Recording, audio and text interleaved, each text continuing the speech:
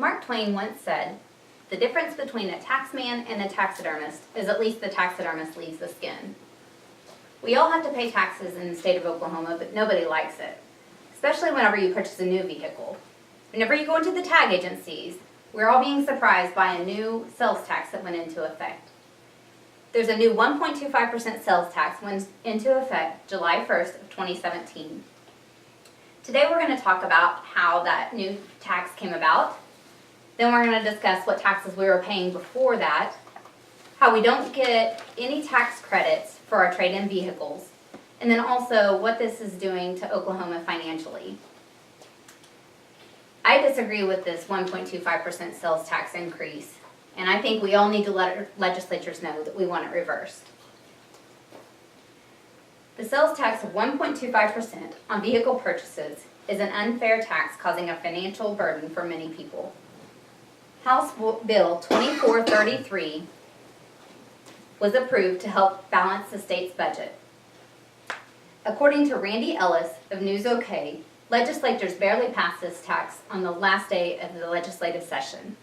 It passed with less than 0.75% in the House and in the Senate. Many voters switched their vote at the last minute on an emergency clause so that the governor could sign it into effect immediately. Senior political analyst Aidan Davis from the Institute of Taxation and Economic Policy says, "It is important to note, however, that many of the revenue provisions may soon be challenged in court because the state constitution prohibits revenue bills from passing during the last 5 days of session and requires that such bills receive three-fourths vote in both chambers." Some legislators argue that this was not a new tax, that it was only a removal of an old tax exemption, so it doesn't fall under that.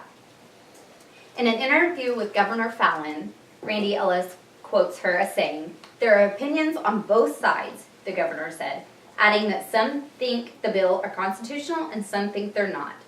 "If some of them get kicked out, we can either have a special session or we can just go home and we can have even further cuts to our agencies." So she's basically acknowledging that the sales tax is unfair. So now that we've talked about how this new tax came into effect, let's now go back and talk about what we were paying before then.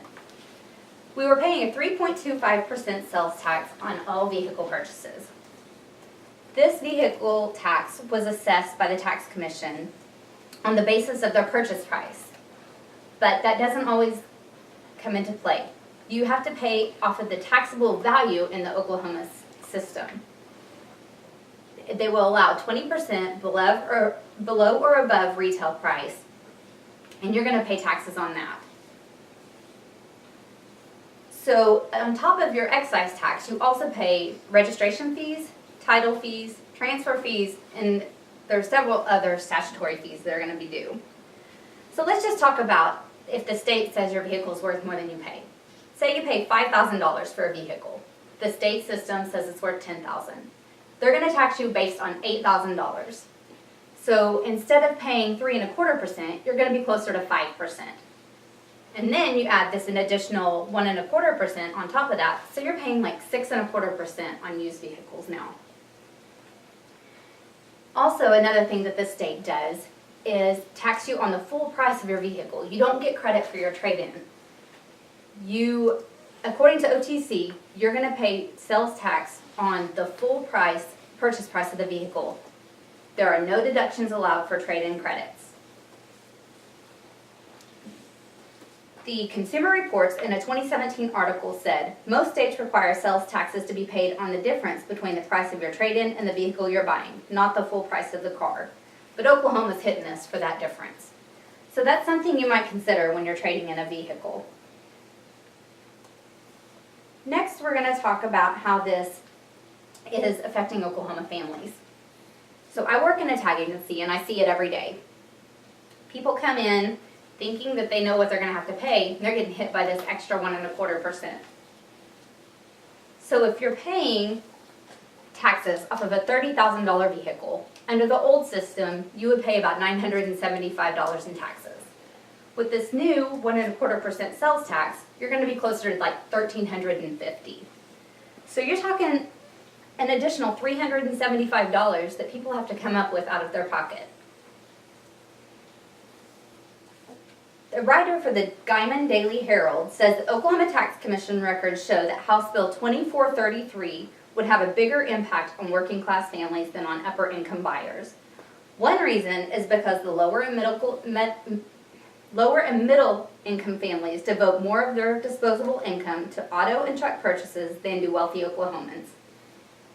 In a report for the Center on Budget and Policy Priorities on February 7, 2018, Erica Williams and Samantha Waxman state that many low-income and moderate-income families pay a higher tax percentage than the wealthy because many states are dependent on sales tax, excise tax, and property taxes. So this is also affecting the trucking industry. Somehow it slipped through the cracks that the trailers are now being taxed. They've always been tax exempt in the past. So many truckers are going out of state to register their trailers because they just can't afford it. So I see how people are surprised every day by this tax because I work in a tag agency. I have for 13 years. People come in, we tell them the price. They have to stand there and figure out what bill they're not going to pay or else they're going to drive off in an illegally tagged vehicle.